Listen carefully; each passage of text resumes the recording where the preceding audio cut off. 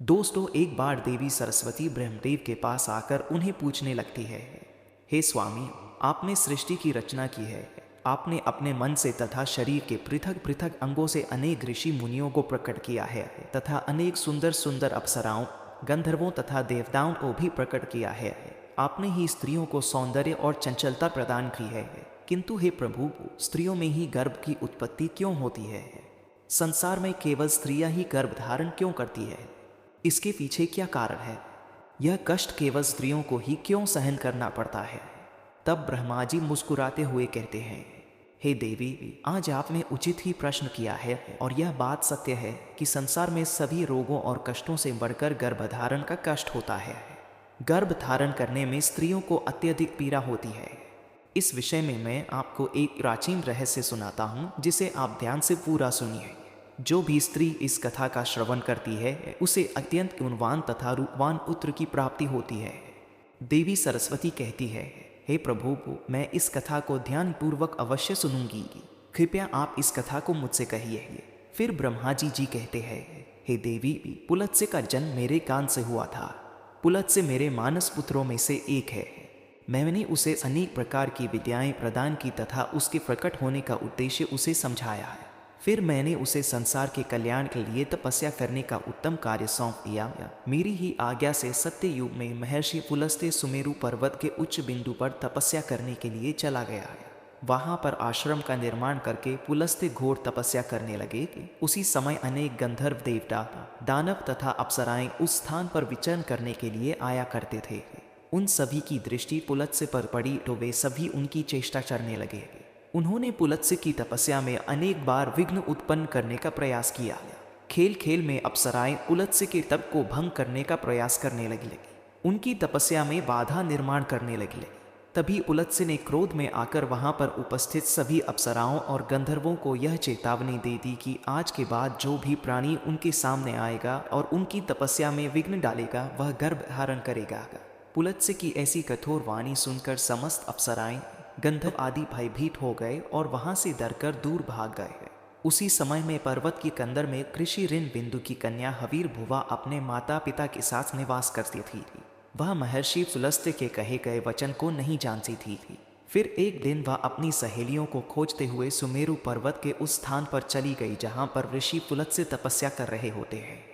ऋण बिंदु की कन्या अपनी सहेलियों को पुकारते हुए महर्षि पुलस्त्य के आश्रम पर पहुंच गई।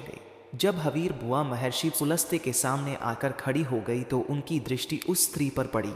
महर्षि पुलस्त्य की दृष्टि पड़ते ही पुलत्स्य के श्राप का प्रभाव उस पर पड़ने लगा। तत्काल ही उसका शरीर पीला पड़ने लगा और वह उसी क्षण गर्भवती हो गई। अचानक स्वयं के शरीर में इस प्रकार का विचित्र बदलाव देखकर हवीर बुआ अत्यंत घबरा गए। उतने में ही उसकी सखिया उस स्थान पर आ गई तो हवीर भुवा ने उन्हें उस घटना के बारे में बता दिया। फिर हवीर भुवा की सहेली उसे लेकर उसके पिता के घर पर चली गई है। वहां जाकर हवीर भुवा ने अपने पिता को सारा वृतांत सुना दिया। अपनी पुत्री की यह बात सुनकर महर्षि त्रिम बिंदु को बड़ा दुख हुआ। अब उन्होंने ध्यान लगाकर सब कुछ देख लिया तो उन्हें पता चला कि महर्षि पुलस्त्य के द्वारा श्राप दिए जाने पर उनकी पुत्री गर्भवती हो गई है।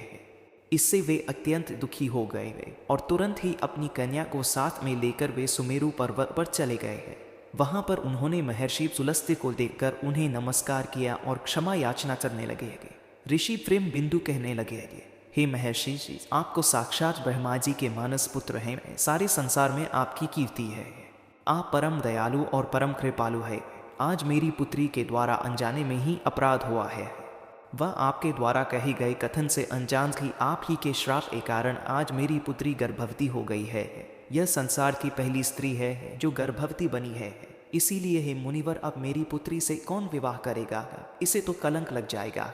इसीलिए मैं आपसे प्रार्थना करता हूँ कि आप मेरी कन्या को पत्नी के स्वरूप में ग्रहण कीजिए। मेरी कन्या सर्वगुण संपन्न है। उसके मन में किंचित मात्र भी दोष नहीं है। वह अनजाने में ही आपके श्राप को ग्रहण किया है। यह सदैव ही आपकी सेवा में तत्पर रहेगी। इस प्रकार से ऋषि तृण बिंदु ने आदरपूर्वक महर्षि पुलस्त्य से विनती की। तृण बिंदु के आदर सत्कार और स्तुति से महामुनि पुलत्स्य अत्यंत प्रसन्न हुए और हवीर बुआ को दिए गए श्राप से उन्हें बड़ा दुख हुआ। फिर उन्होंने ऋषि तृण बिंदु को आश्वासन देते हुए कहा, हे मुनिवर, मैं आपकी स्तुति से अत्यंत प्रसन्न हुई हूँ। मेरे ही श्राप के कारण तुम्हारी कन्या गर्भवती हुई है, इसीलिए मैं तुम्हारी कन्या को मेरी पत्नी के रूप में ग्रहण करता हूँ, इसीलिए तुम अब चिंता न करो। इस प्रकार से महर्षि पुलस्त्य ने ऋषि त्रिमबिंदु की कन्या हवीर बुवा को पत्नी के रूप में स्वीकार किया। तदनंतर त्रिमबिंदु की कन्या हवीर बुआ महर्षि पुलस्त्य के साथ उनके आश्रम पर ही रहने लगी और दिन रात सच्चे हृदय से उनकी सेवा करने लगी।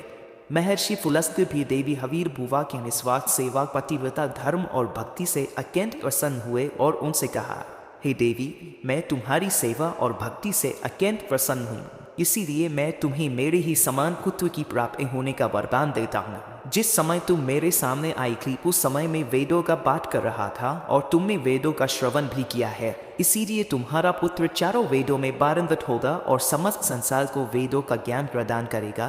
तुम्हारा यह पुत्र सारे संसार में विश्वा के नाम से प्रसिद्ध होगा। फिर कुछ समय के उपरांत देवी हवीर बुवा ने एक अत्यंत गुणवान पुत्र को जन्म दिया। महर्षि पुलस्त्य के कथनानुसार उस पुत्र का नाम विश्वा रखा गया। विश्वा अपने पिता महर्षि पुलस्त्य के समान ही विद्वान, सत्यवादी और धर्म का पालन करने वाले थे। उनकी ख्याति संपूर्ण विश्व में हुई। उनकी कीर्ति और महानता को देखते हुए महर्षि भारद्वाज ने अपनी पुत्री का विवाह उनके साथ कर दिया। फिर मुनि विश्वा की पत्नी के गर्भ से एक पुत्र का जन्म हुआ जिसका नाम वृषरवन रखा गया। विश्वा का ही एक नाम कुबेर है। कुबेर जी ने ब्रह्मा जी को प्रसन्न करने के लिए कठोर तपस्या की। फिर कुबेर की तपस्या से प्रसन्न होकर ब्रह्मदेव ने उन्हें वरदान दिया और उन्हें उत्तर दिशा का स्वामी तथा धन अध्यक्ष बना दिया गया। इसके साथ में मन की गति से चलने वाला पुष्पक विमान कुबेर को भेज दिया गया। कुबेर जी धन के स्वामी है। गंधमादम पर्वत पर स्थित संपत्ति का चौथा भाग कुबेर जी के ही नियंत्रण में है। कुबेर जी ने उस धन का 16वां भाग मनुष्यों को प्रदान किया। महर्षि विश्वा की दूसरी पत्नी का नाम कैकसी था। एक बार भगवान शिव ने माता पार्वती के लिए अत्यंत सुंदर महल का निर्माण करवाया था जिसे लंका नाम दिया गया है। उस लंका के गृह प्रवेश के समय भगवान शिव ने ऋषि विश्वा को भी निमंत्रण दिया हुआ था। ऋषि विश्वा अपनी पत्नी को लेकर लंका के गृह प्रवेश में गए थे। जब भगवान शिव ने ऋषि विश्वा को दान मांगने के लिए कहा तब विश्वा की दुष्ट पत्नी कैकसी ने छल से उन्हें लंका मारने के लिए विवश कर दिया और भगवान शिव तो भोलेनाथ है, उन्होंने विश्वा को लंका दान में दे दी, जिससे माता पार्वती को अत्यंत क्रोध आ गया और उन्होंने कैकसी को श्राप देते हुए कहा, आज तुमने मेरे पति से जिस सोने की लंका को मांगा है, एक दिन वही तुम्हारी इस सोने की लंका को जलाकर भस्म कर डालेंगे। जिसके बाद विश्वाजी ने भगवान शिव द्वारा प्रदान की गई सोने की लंका को अपने पुत्र कुबेर को प्रदान की, किंतु बाद में कैकसी के पुत्र रावण ने कुबेर से वह लंका छीन ली। लेकिन त्रेता युग में भगवान शिव के अवतार हनुमान जी ने उस सोने की लंका को जलाकर भस्म कर डाला।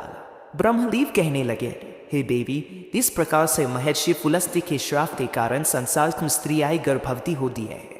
मैंने संसार की समस्त स्त्रियों को पुरुषों से भी अधिक सहनशील बनाया है। उनमें हर दुख को सहन करने की क्षमता पुरुषों से अधिक है, इसीलिए स्त्री की रचना करने में मुझे सबसे अधिक समय लगा। गर्भ धारण करना यह स्त्रियों के लिए श्राप रूपी वरदान ही है। मैंने स्त्रियों के अंदर ममता और प्रेम का भाव डाल दिया, जिससे स्त्रियां अपने बालक का लालन पालन कर सके।